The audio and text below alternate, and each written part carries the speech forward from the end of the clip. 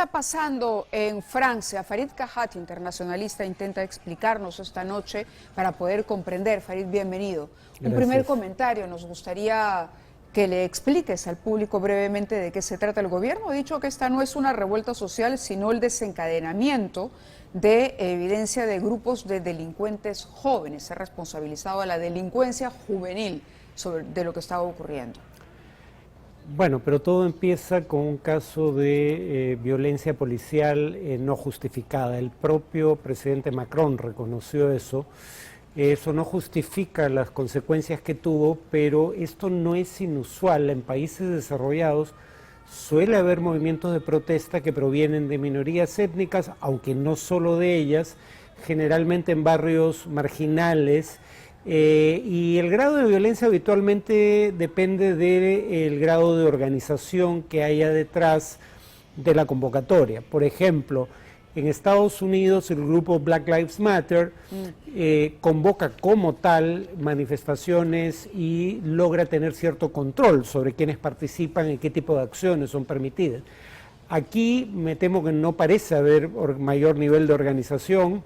Y eso implica que al margen de la protesta legítima que puede haber, es menos la capacidad para, digamos, detener posibles infiltraciones de grupos radicales que tengan una agenda violentista, habitualmente grupos anarquistas, o sencillamente oportunistas que aprovechan la oportunidad para saquear, que no les preocupa fundamentalmente lo que pasó con Nahel, este menor de edad, sí, asesinado por la policía, sino que aprovechan la violencia para sus propios fines. De acuerdo, debemos ir a una pausa, pero vamos a regresar para continuar y ampliar sobre esta información. Las cifras de los disturbios, de los daños provocados por los disturbios, estimadas en 1.000 millones de euros. Es demasiado, y uno diría, de pronto ya hay un descontento con el gobierno, hay una pérdida de autoridad, en fin, de la propia policía, de las autoridades en Francia, o es como acabas de decir, simplemente, bueno, o digamos una protesta que empieza por la muerte de este muchacho a la que se suman otros intereses. Vamos a la pausa y regresamos. Muy bien, estamos conversando con el internacionalista Farid Kahat a propósito de las imágenes que ustedes veían de lo que está ocurriendo todavía en Francia. El gobierno ha reconocido que este problema todavía no se va a detener, son conscientes por lo menos de que las protestas van a continuar. Y tratábamos de encontrar un paralelo, ¿no? Estamos hablando de que se puede establecer algún tipo de paralelo con la situación que se registró en el Perú a comienzos de año tras la caída de Pedro Castillo, ¿o crees que no viene al caso esa comparación? No, porque ahí la motivación fue claramente política. Ese no parece ser el caso aquí. Pero se habló también de marginación, de dejar al lado, del tema racial, de fondo, algo que nos explicabas podría El tema étnico estar aquí. sí es un factor, digamos, de discriminación étnica, sí es un factor que podría ser compartido por ambos casos, pero aquí estamos hablando de marginalidad social, ¿no? En el caso peruano fue fundamentalmente la Sierra Sur, históricamente marginada, que además sintió que, por ejemplo, y creo que eso además no es difícil de probar, se usa la fuerza digamos, contra manifestantes con más facilidad, fuerza letal quiero decir, con más facilidad en provincias altoandinas de lo que se haría en Lima, por ejemplo, ¿no?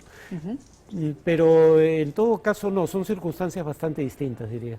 De acuerdo. Vamos a enlazar o sumar a esta mesa para tratar de entender lo que ocurre a Jorge Yamamoto, psicólogo social. Jorge, muy buenas noches. Muchas gracias por atendernos. Muy buenas noches. Buenas noches. ¿Qué hace que se desencadene una protesta de semejante magnitud? Es decir, puede haber una protesta, puede haber una marcha, la marcha puede ser pacífica, se pueden sentar frente a la comisaría o a, no sé, la dirección de la policía, pero llegar a este tipo de nivel, ¿qué explicación tiene? Sí, estando de acuerdo con el análisis político de Farid, desde el punto de vista psicológico y especialmente psicosocial, hay muchas similitudes. Al inicio de la pandemia hicimos un análisis y se preveía que podrían ocurrir manifestaciones violentas y una convulsión social, no solamente en el Perú, sino en diferentes partes del mundo que tengan una identidad marcada y una tendencia a la reacción colectiva, como lo sería la sociedad aymara y la sociedad francesa. Si Entonces, entiendo bien, Jorge, tú crees que sí hay algunos puntos comunes para el análisis, algunos puntos en los que se puede hacer un análisis y se puede encontrar algún tipo de contacto entre dos realidades que parecen muy distintas. con las mismas mentalidades, porque ¿qué es lo que trajo la pandemia? Un mayor nivel de ansiedad y de depresión que genera un cerebro que piensa menos y reacciona más.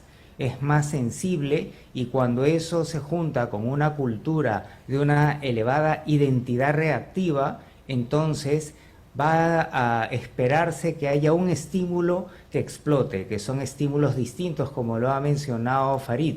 Pero, ¿qué ocurrió en el caso francés? Número uno, una propuesta de aumento de 2 años en la jubilación, que para nosotros es una sofisticación, porque acá la mayoría no tiene jubilación, pero el que amplificó las protestas fue, como señaló Farid, la muerte de este adolescente. Entonces, ¿qué ocurre? Que hay una reacción de una elevada violencia, y esto hay que añadirle el hecho de la gestión del enforzamiento. El control de las manifestaciones tiene una línea extremadamente delgada, porque si por un lado se es muy laxo, se sale de control, pero si por otro lado se percibe que hay abusos, entonces se genera un fenómeno de dar la contra, y la gente ya se pone loca, se pone en modo tribal y empieza ya la escalada de la violencia. Y un último punto sumamente importante es la polarización, que hay una parte del país que quiere el orden y otra parte que quiere la justicia. Hace poco, por ejemplo, hubo una colecta en Francia, tanto para el policía y su familia, que está enjuiciado, y tanto para la familia del adolescente que fue victimado. Y se recogió 1 millón de euros para la familia del policía y 200.000 euros de voluntarios del otro lado. La polarización en todos los aspectos de nuestra vida, al parecer, no solamente en el plano político, por lo que estás expresando. Efectivamente, el tema de la polarización emerge y se enfatiza cuando dejamos de pensar y nos volvemos más reactivos. ¿Por qué? Porque nuestras percepciones, nuestras emociones y pensamientos no parten de la realidad que nos rodea, sino parten de nuestros valores, nuestras frustraciones y nuestras expectativas. Entonces, es como una película complicada y ambigua, en donde unos van a pensar que uno es el villano y otros van a pensar que lo es el otro, pero con el añadido de que vamos a estar en una situación en donde percibimos que nuestro futuro social está en juego. Y ese es el problema que debemos de combatir a través de bajar los ánimos para que la gente no reaccione, para que la gente esté más segura, piense y vea cómo todos podemos unirnos para las mismas metas que tenemos, pero bajándole las revoluciones a esa polarización. De acuerdo, quería escuchar también lo que tenga que decir Farid a propósito de la reflexión que plantea Jorge Yamamoto. Es un tema que el de la marginalidad social, sobre todo en barrios de la periferia de París, en donde residen franceses de nacimiento y crianza, pero descendientes de inmigrantes, que ya había llevado a hechos muy similares a estos, provocados también por la muerte de 2 adolescentes, que como ahora los nombres no se revelaron, en 2005. Pero desde entonces la situación ha empeorado, porque por un lado, si bien en el plano del gasto público por habitante en este tipo de zonas siempre se ha gastado menos que en otras zonas del país, Eso, sin embargo, había mejorado un poco con el gobierno de Macron. Lo que empeora con Macron es legislación antiterrorista que le permite